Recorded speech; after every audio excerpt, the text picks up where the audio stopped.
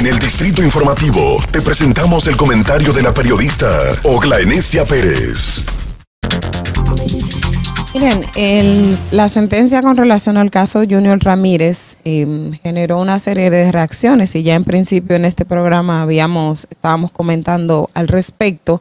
Y precisamente en el día de hoy yo traje, digamos, un poco de cronología del caso Junior Ramírez para que nosotros entendamos lo que pasó en este proceso. Lo primero que hay que señalar es que la decisión todavía no es íntegra, pero si usted se busca en YouTube el video de la motivación de las juezas al momento de presentarlo, pues usted va a encontrar unos elementos que de primera mano les dan las razones por las cuales se emitió esa decisión. En primer punto, quiero resaltar que las juezas establecieron que sí, Argenis Contreras no pudo haber cometido el hecho solo. Necesito ayuda incluso para el tema del ocultamiento del cadáver y todas las complicidades. Sin embargo, una de las debilidades de ese expediente es que el Ministerio Público no pudo demostrar, más allá de toda duda razonable, que las personas que ellos imputaron como colaboradores de Argenis Contreras efectivamente lo hicieran. Y uno de los temas que precisamente el tribunal hablaba, que en el caso de Junior, en el cadáver encontraron las huellas de el Grande, que era uno de los implicados como cómplice en ese proceso. Sin embargo, el tribunal dijo, no se establece en qué momento con exactitud, no quedó claro al tribunal la colaboración del Grande, aparte de que el Ministerio Público, de 4 personas que tenía imputados, solamente a él le hizo el cruce de huellas, o sea, no tomó las huellas, no hizo el levantamiento de huellas de los otros imputados, sino solamente a él hicieron el levantamiento de huellas de él, en el caso de Junior Ramírez, y siquiera a Argenis, que fue la persona que mató a Junior, siquiera a Argenis Contreras, el Ministerio Público le hizo un levantamiento de huellas dactilares para determinar si efectivamente Argenis también participó en cuando se votó, o sea, no se votó, de cuando se intentó ocultar el cadáver en esa cañada en Mano Guayabo o en la parte del proceso. Y usted podría decir, bueno, Argenis estaba prófugo cuando el Ministerio Público arrestó al Grande y todo el levantamiento, pero luego Argenis Contreras fue traído al país. Y toda la fase de investigación que el Ministerio Público no pudo hacer en torno a esos elementos puntuales, lo podía hacer en esa solicitud de prueba e incorporarlo cuando Argenis Contreras llegó. Es decir, el levantamiento de las huellas dactilares, el Ministerio Público lo pudo hacer para también hacer el cruce, porque esas huellas quedaron guardadas en una base de datos. Era básicamente usted toma las de Argenis y también presentarlo. Es decir, que en el cuerpo de Junior solamente se hizo el cruce de huellas de una sola persona y otros elementos más. Pero no me quiero centrar solamente en ese detalle, sino que quiero contarles cómo fue el proceso de caso Junior Ramírez. El caso de Junior ocurrió en la Universidad Autónoma de Santo Domingo. Desde el primer momento al Ministerio Público no le interesó que ese expediente estuviese a cargo de la Fiscalía del Distrito Nacional, que en ese momento estaba dirigido por Jenny Berenice Reynoso. Todo el mundo desde el primer momento se estableció, y de hecho en Diario Libre, y a mí me tocó ser de las primeras personas que mostró el video de cuando Junior ingresó a la universidad, de cuando Argenis ingresó a la Universidad Autónoma y cómo salió con el vehículo, con el disparo desde la Universidad Autónoma, y ahí se estableció que en la universidad fue donde lo habría matado. Pero al Ministerio Público de la Procuraduría General de la República no le interesó que fuese la Fiscalía del Distrito, que en ese momento estaba a cargo de Jenny Berenice Reynoso, la que asumiera la investigación, y se lo declinaron a Santo Domingo. Pero ese proceso pasó de Santo Domingo a Santo Domingo Oeste, y en Santo Domingo Oeste también estaba Rosalba Ramos, que fue luego de cuando pasó al Distrito Nacional, entonces el expediente llegó al Distrito Nacional. En ese proceso hubo varios temas de que a quién le compete, a quién no le compete, y hubo una disyuntiva judicial que hasta la Suprema Corte de Justicia tuvo que decidir en el caso.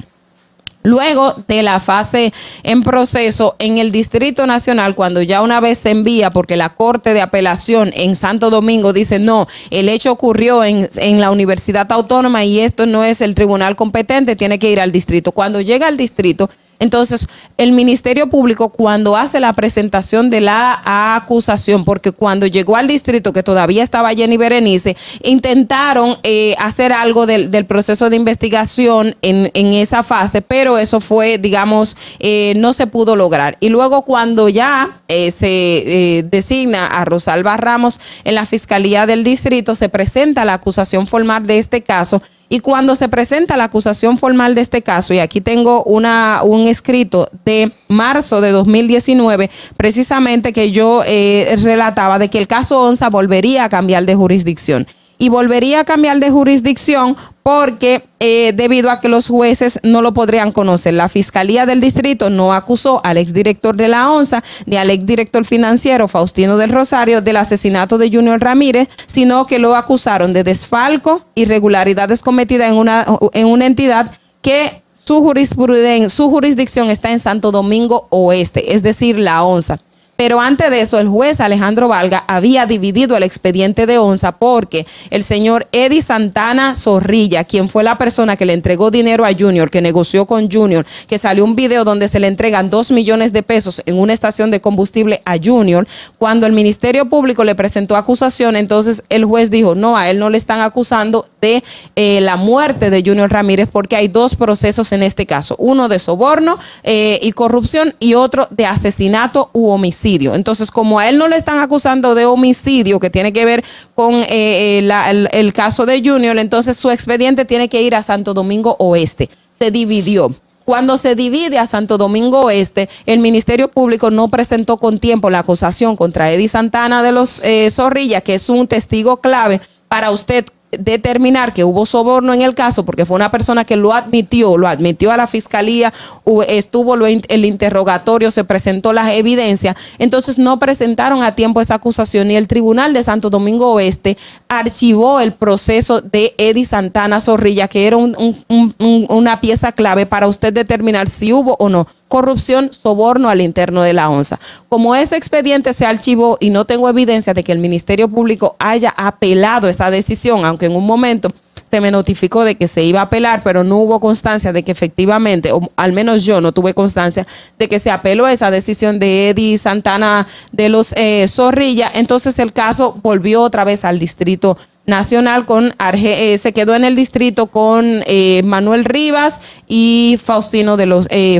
Rosario. Entonces, algo que decían las juezas. En el caso del director de la ONSA, que no estaba acusado de la muerte de Junior, porque la fiscalía nunca lo acusó de la muerte de Junior, sino la fiscalía lo estaba acusando de soborno, de corrupción, irregularidades en la ONSA. Entonces la fiscalía, como ya no tenía ni el testimonio de Eddie Santana Zorrilla, ni un expediente contra Eddie Santana Zorrilla, porque estaba en otra jurisdicción y esa jurisdicción se archivó porque no presentaron a tiempo la acusación contra Eddie Santana Zorrilla, esos elementos no estaban en el expediente de la ONSA para sustentarlo, porque ellas decían, hubo una reunión donde se dijo que el director de la ONSA pidió a Eddie Santana que interviniera con Junior y le diera unos recursos a Junior, pero eso no se probó. Y lógico, no se probó porque esa parte del expediente se retiró de la acusación, estaba en otra jurisdicción y como estaba en otra jurisdicción, entonces no formaba parte de ese expediente y el Ministerio Público no tenía otro testigo que no fuera Eddie Santana Zorrilla para demostrar efectivamente que ese acuerdo de soborno entre Manuel Rivas y él hacia Junior Ramírez se hubiese dado efectivamente. Es decir, el proceso de la ONSA desde el primer momento tuvo muchísimas irregularidades. Una, la parte de la jurisdicción que al propio Ministerio Público, a la Procuraduría no le interesó que lo investigara la Fiscalía del Distrito, que en ese momento estaba a cargo de Jenny Berenice Reynoso, y todo el mundo y la propia familia de Junior Ramírez pedía que fuera la Fiscalía del Distrito que investigara el caso, pero la Procuraduría determinó que no, y como la Procuraduría es la que traza, en el caso, por ejemplo, de Jenny Berenice, que ahora es directora de persecución, la dirección de persecución del Ministerio Público es la que traza las líneas en muchos casos y decirle, no, le corresponde a tal jurisdicción y esa es la que tiene que investigar. Y eso fue lo que pasó en el caso Junior Ramírez. No hubo una investigación, digamos, tendente a poder demostrar. Siempre estuvo... Recuerden que a cuando Junior le presentaron pareciera decirle, bueno, él fue causante de su propia muerte. Eso fue básicamente en el discurso de cuando se presentaron los datos de Junior Ramírez. Y otro elemento que nunca se entendió es como Argenis Contreras, estando en Estados Unidos detenido, contaba con unos abogados que siempre entorpedía el proceso para no ser extraditado a República Dominicana, y cuando llegó la nueva administración del Ministerio Público, se logró en tiempo récord traer a Argenis Contreras, cuando mientras estaba la pasada administración nunca fue posible traer a Argenis Contreras, y se decían muchísimas cosas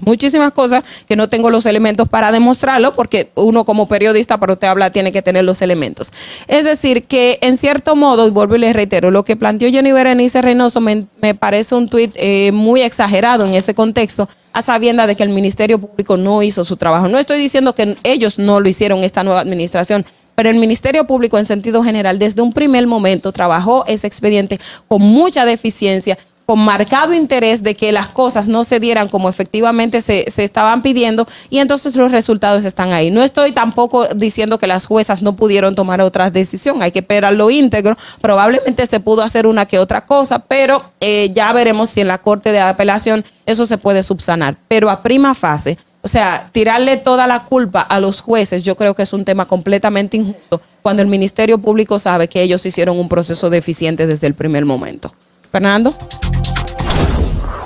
Distrito Informativo.